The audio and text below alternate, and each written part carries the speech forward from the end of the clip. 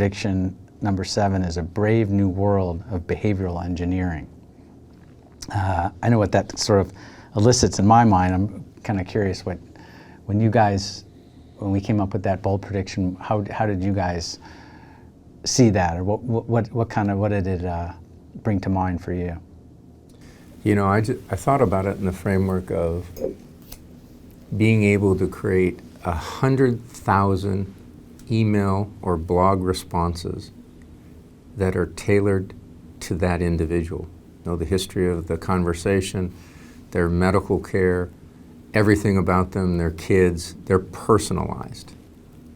100,000 a day. And you go, wow, you could do a lot of good and you could do a lot of bad.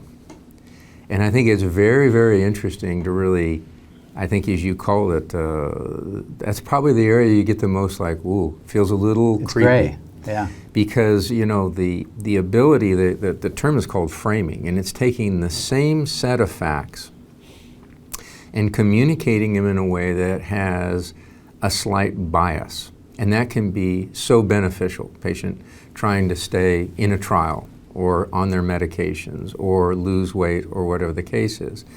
But then if it's a bias that is to sell a product, it's not good. Right. Or if it has actually a bias that is ethnic in its nature, it's not good. But I really look at that and I go, wow, that's such a fascinating concept to say, I could generate 100,000 personalized emails specific for that person, their condition, and have a little bias one way or the other, and how you manage that and control that, I think is a really interesting challenge in medicine and in society. for sure.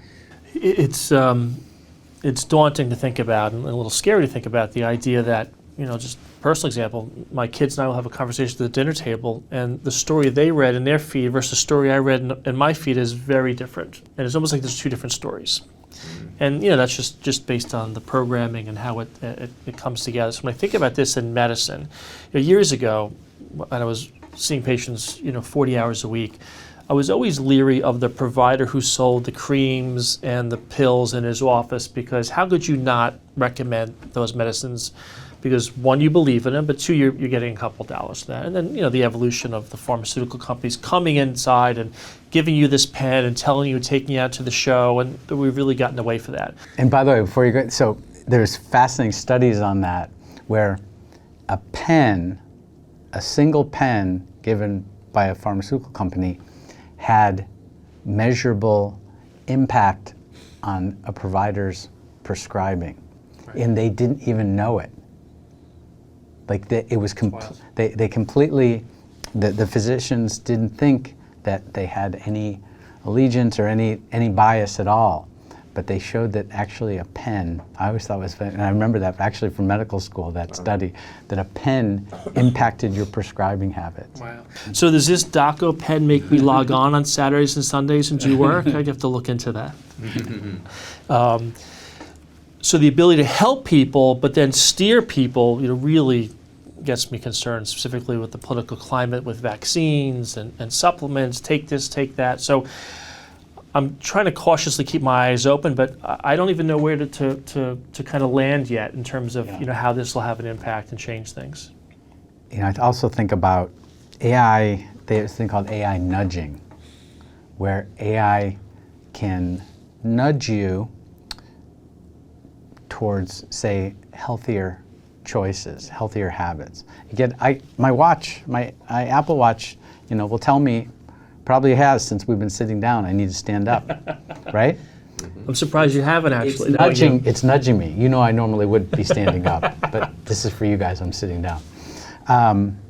But, you know, nudging, you think about it, nudging to help patients be compliant with their treatments, to be compliant with healthier lifestyles, taking their medication. You see how it could be helpful to them, but it also, it gets to the point where it could be unhelpful.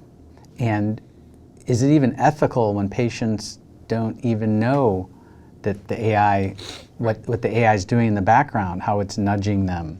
And when does nudging become intrusive? And so I think it's kind of a gray area. And I think you talked about the Hippocratic Oath. You know, we have to keep at the core of all of this has to be, you know, a patient's autonomy and their rights. And it's easy to sort of see how things could, you know, even if it's well-intentioned, it could go too far. And you know, people then talk about, you know, these things with behavioral health. You can send all these messages to people, and it can be incredibly helpful because it's 24/7. And patients, as you say, don't have, you know, issues or crisis from 9 to 5. It can happen at any time. So AI can be there for them and can help them, can have real-time validated chatbots talking to people, and it can help their mental health. But at one point, does it actually become intrusive? And at one point, does it actually re-engineer our humanity? And so we're like changing what it means to be human. It's a very interesting, as you were talking about it there, I was thinking, how do you define the difference between a nudge and a manipulate? Mm-hmm. That is a very gray area as you look at that process and how it is overseen and regulated and controlled. It's a very slippery slope. I think there's a huge spectrum between what some people want and what some people don't want. Mm-hmm. Some people don't want anything, you know, they're very much against having oversight, you know, and some people want it and they think it'll help, but there's a huge, in our population, in our society, there's a huge there's a huge spectrum of what people want as far as, you know, some people view anything like that as a really negative big brother type of intrusion. Yeah. Because the question is, can we create a digital Hippocratic Oath?